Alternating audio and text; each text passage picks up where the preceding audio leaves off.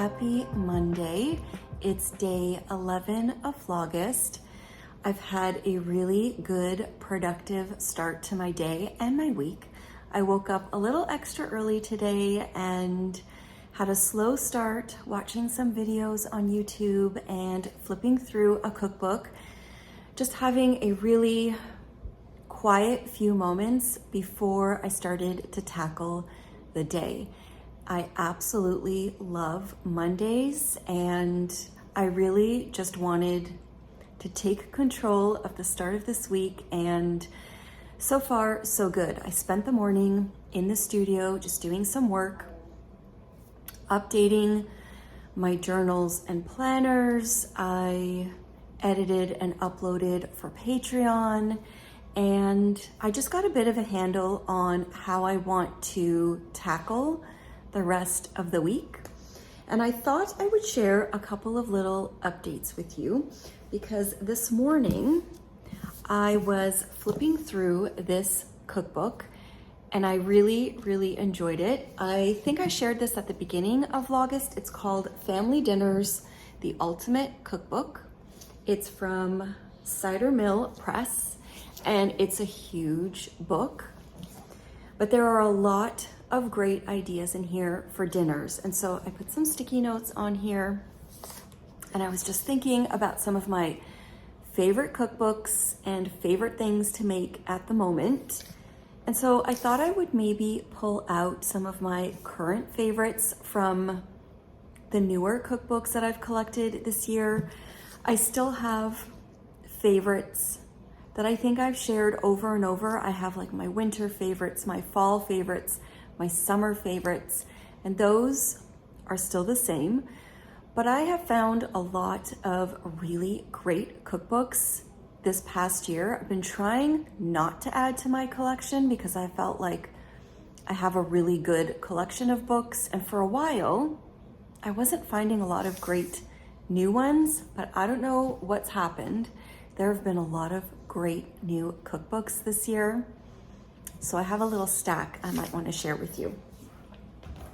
As for my knitting, my Chunky Dahlia is still on hold. I did get a reply back from Lanit about the pattern, and I got some feedback on it, but I had to request more clarification because for me, it didn't quite specify what I have to do. And I think if you are a much more experienced knitter or regularly knit sweaters and have a really good memory for that, maybe it might have been obvious, but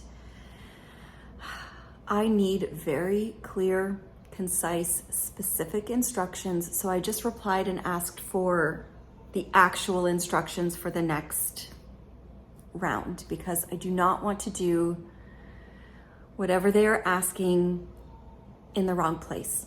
So I'm just gonna leave it at that. Wait and hopefully get another reply with a bit more of the specifics so that I can continue with that. But in the meantime, I thought maybe that was a sign to just step away from sweater knitting for a moment. And so I pulled out a sock project. I haven't really been knitting on socks for a few weeks. After I had to rip back and just correct a couple of different projects, I took a breather.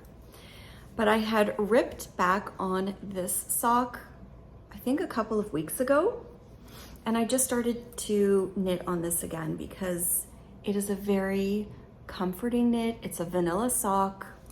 I had a couple questions about how I knit my socks. I still use the Susan B. Anderson How I Make My Socks recipe, which I think she has on Ravelry, but also on her old blog. I don't think she posts there anymore, but if you just Google Susan B. Anderson How I Make My Socks, that is how I do it. For fingering weight socks, I use a 2.25 millimeter needle, and I use Knit Pro Zing DPNs. They are metal. They are probably my favorite for sock knitting. I love DPN sock knitting. For some reason, I only use circular needles to knit my socks during the holidays when I'm knitting both of my Advent socks at the same time. I don't know why, it just feels better for me to do that. And I don't even knit them on the same needle, I just have two separate socks on circular needles. I think it's just less needles in my bag, but for the most part, I love sock knitting with DPNs, and I'm in love with this yarn. So I thought, why not pick this up, keep plugging away on it until I get my answer about my sweater. And this yarn is from a previous Advent calendar that I had, a sock calendar from Dandelion and Dogwood. It was at the Dogwood Cafe. I think that's what the Advent calendar was called. And this is Christmas at the Dogwood Cafe. It's the Dogwood Sparkle Sock. It's beautiful. It just has the slightest sparkle to it. And I love the mini that came with it. And I think I'm just going to use it on the heel. I don't know if I'm going to put it on the toe yet. We will see, but it's the perfect sock for right now. So that is what I'm working on. I have it in one of my favorite bags that I can just take wherever I go. It's a bunny bag. And yeah, so I think that's my knitting sorted for the next day or two until I get some answers. I have a lot of work that I'm trying to get myself just prepared for this week. I feel like I'm kind of shifting into a new work mode again now that James is almost ready to move out. I've done everything I really need to do, and my mind has really been preoccupied on that. So I feel like this week I am taking the focus back to me and my work and my home. I'm really excited to get a handle on just regular life stuff again, and I'm going to pull out my favorite cookbooks that I'm pretty sure have mostly been purchased this year and share some of my favorites with you. I've gone around the house and gathered my current favorite cookbooks. I think all of these have been purchased this year. This pile here is extremely new. I actually purchased 3 books from bookoutlet.ca just a couple of weeks ago. These 2 on top were in that order, as well as the dinner cookbook that I shared earlier. And then this one underneath is something I picked up at a bookstore. This stack over here, I'm pretty sure they are all new releases from this year, and I'm in love with them. They have lived on my dining room table in this tray for months. They are really great cookbooks, and the type of cookbooks that I can just enjoy flipping through for ideas, or also use in a practical way and actually make the recipes. Most of the cookbooks that I love are both of those things. Sometimes I have cookbooks that are more like a coffee table book, or I just want to flip through and read. I might not necessarily cook very many things from the book, but I think in this case, all of these books are beautiful and practical. So I'm going to start with the newer ones. I'm not going to do like in-depth flip throughs of every single one because this could take forever, but I'll share the book and then maybe just do like a quick flip through. I'm going to start with this one. I think it's one of the most beautiful books I've ever seen. It's The Plain Cake Appreciation Society by Tilly Pament. She is an Australian, I don't know if she's a pastry chef or just a chef. 52 Weeks of Cake. This book is stunning. The photography in here is to die for, and the recipes look wonderful. So I've marked quite a few recipes off in here. I'll just give you a couple of pages of a flip through at the beginning so you can see what it looks like. Look at the colors, the flowers, the linens, absolutely gorgeous. And let's see here.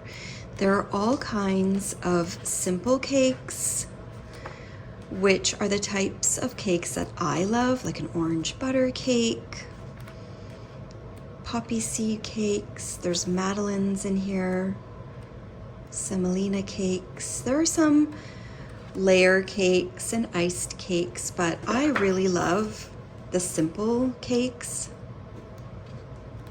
It's an absolutely gorgeous book.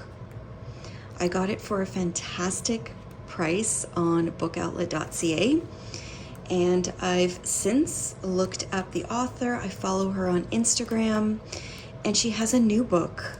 I don't know if it's out right now or if it's coming out soon, but it's definitely going to be on my birthday or my Christmas list, because just the beauty of her books alone is enough for me to want to purchase more. This is the kind of book I would just love to sit on the couch with on the weekend and flip through. So pretty. Look at the florals. So this is a new favorite, and now I'm a huge fan of the author. Tessa Quiros is one of my favorite cookbook authors ever.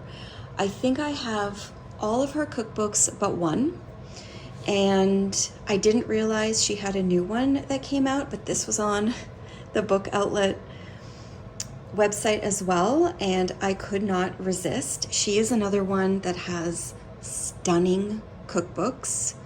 I have a real fondness for her apples for jam and falling cloudberries. I have a lot of memories with apples for jam of just flipping through it when my boys were young and making recipes from there, and we loved everything I've ever made of hers.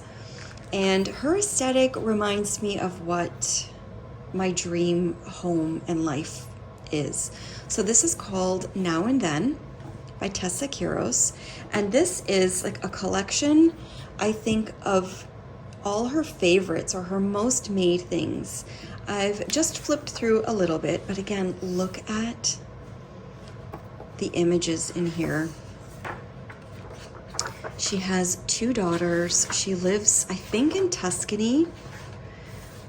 She's been all over the world. She takes her food influences from all over the world. Her family background, I think, is Greek and I can't remember, Finnish, but she grew up in South Africa. She has so many wonderful influences, and this book is gorgeous. There's like collage photos of her children who are now, I think, much, much older. But her recipes are wonderful. I've always loved her style of cooking. There are a couple of things that I make that I always go back to her for, and I love how she's got these little things thrown in. A few things I'm obsessed with, and they're all listed here in another collage. It's a really inspiring and beautiful book, but it's also filled with recipes that I would make. But in between, look at this. Gorgeous. I think she is a huge fan of antiques. She has a very eclectic style, but also a little like European farm kitchen kind of style. So it's a beautiful book. I'm really excited about this one. I just need a bit more time to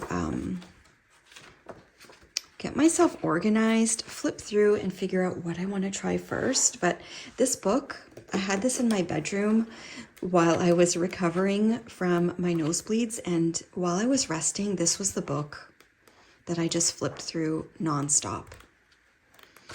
There was a page in here that I thought was this one too. Look at this journal or planner. So it's a beautiful book. If you have never tried a Tessa Quiroz cookbook, this is a really great one, I think. I had been hearing a lot about this book online, and I think I had seen it at my local bookstore.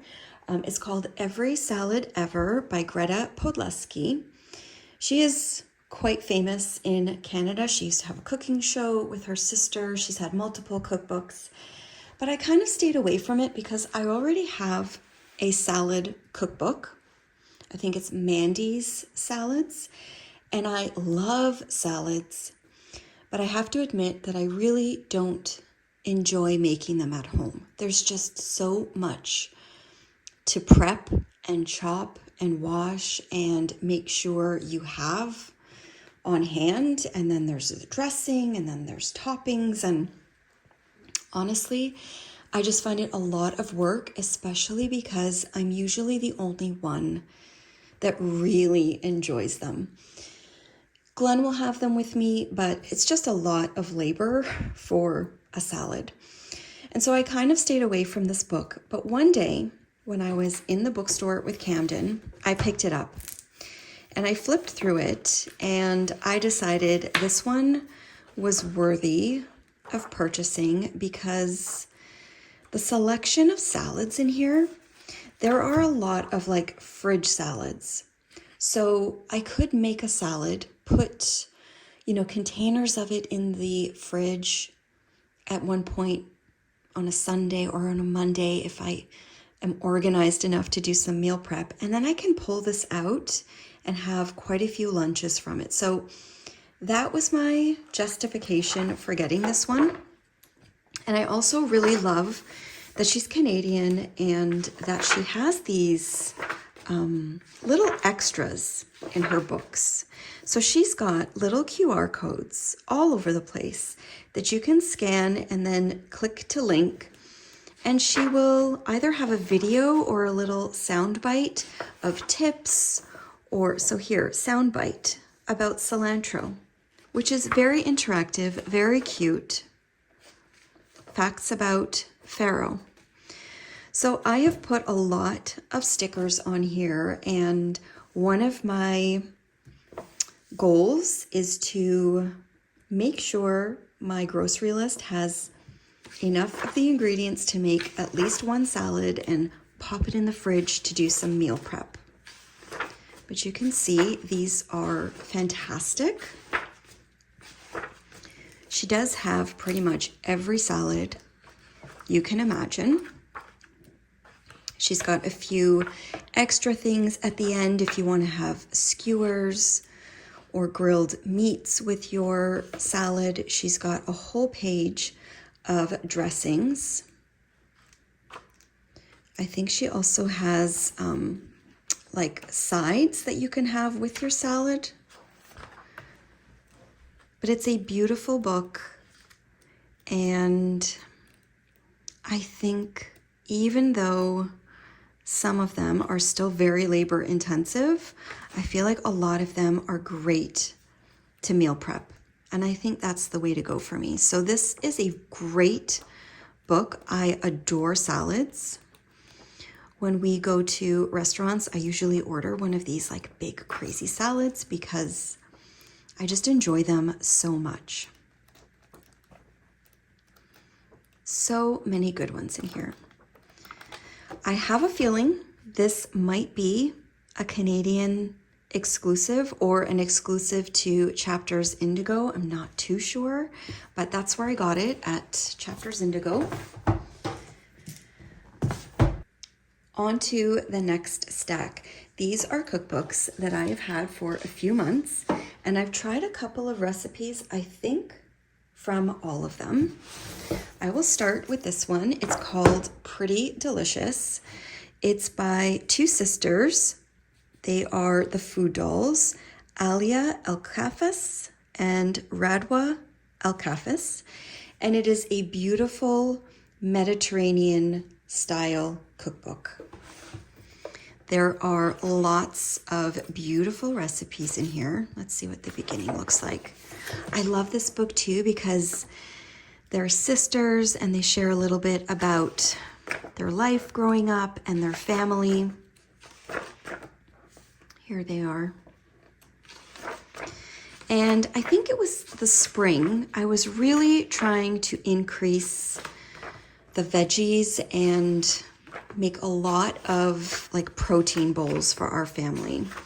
Just having grilled chicken with various things that you could throw in a bowl. Camden, Glenn, and I really enjoy that. And so this, I think, was one of the reasons why I picked it up, because this appealed to me. This banana bread baked oatmeal looks so good. I still need to try that. But I have tried a couple of the more popular recipes that I've seen featured online. I think this was a very popular book this year. And the section that appealed to me the most was like dinner ideas, like these cheesy stuffed zucchini boats,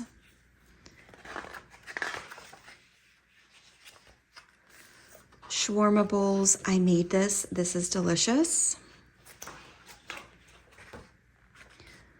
The kofta burgers, chicken tikka masala.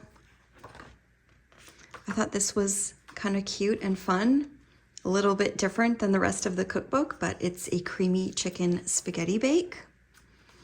Already taken chicken, sumac salmon bowls, soup, more soup. Oh, this looks so good. Roasted veggie orzo.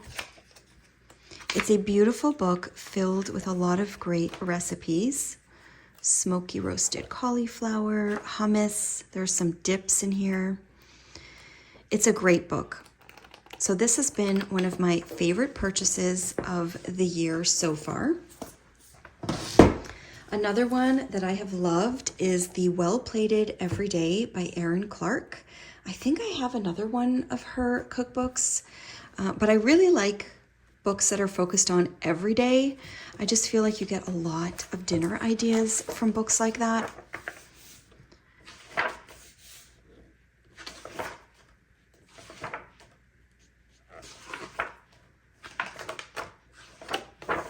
I thought her breakfast or brunch section was really, really good, so I like this. I love baked oatmeal. She's got breakfast burritos that you can pop in the freezer, breakfast bowls, and just a lot of really great recipes. And I feel like they are,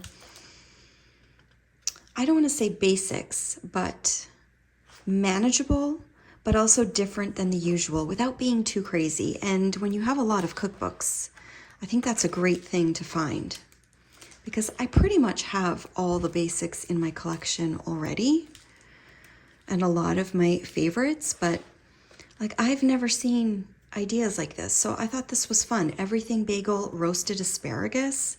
I think that's a nice spin on a side vegetable. Charred broccoli with blue cheese and Crispies.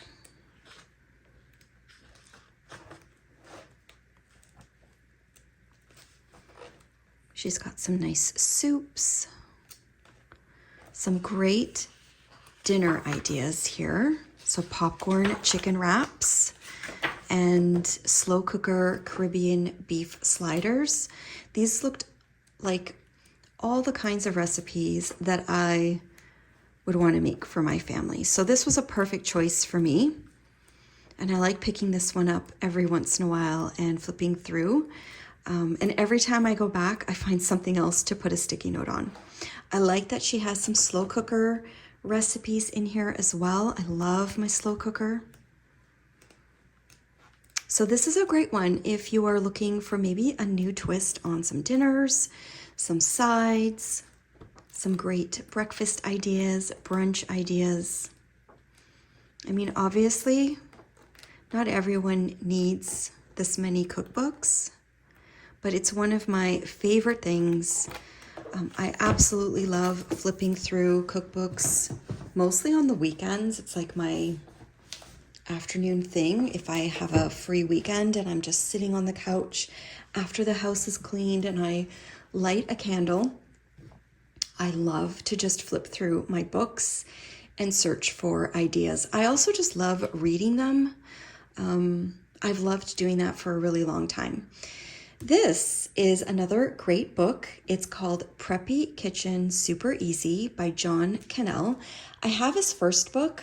I have to admit, even though it's beautiful, I like this one much more. I haven't really been drawn to the first book that much. I feel like I probably have a lot of those recipes covered in some of my other cookbooks, but this one I feel drawn to a little bit more.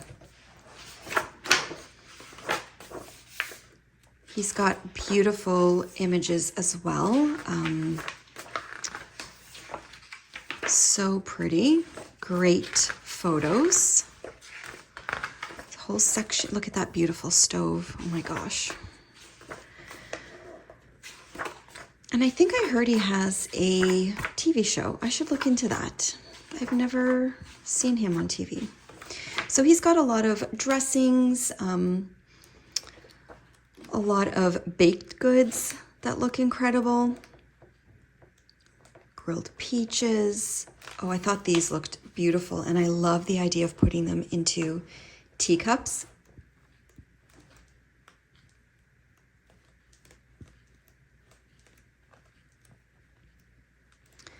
Some really fancy cakes, but also some simple cakes, which I love.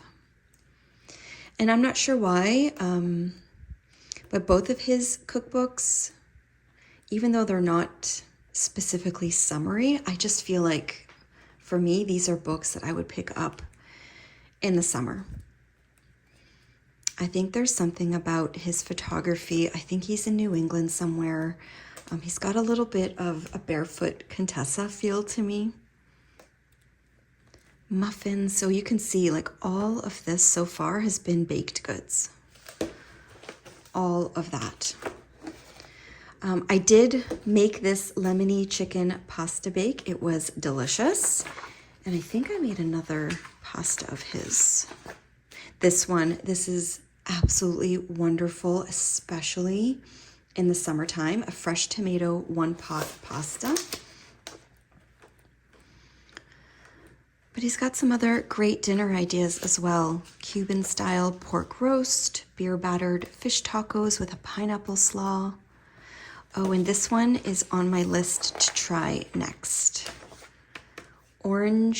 Crispy orange glazed chicken strips. Those look delicious. So a lot of great recipes in this book as well. He has pretty much everything in here. His corn pudding looks fantastic. Mexican rice, popovers. It just feels very summery to me. I'm getting all the summer vibes from this. These look phenomenal. Pear fritters with lemon glaze.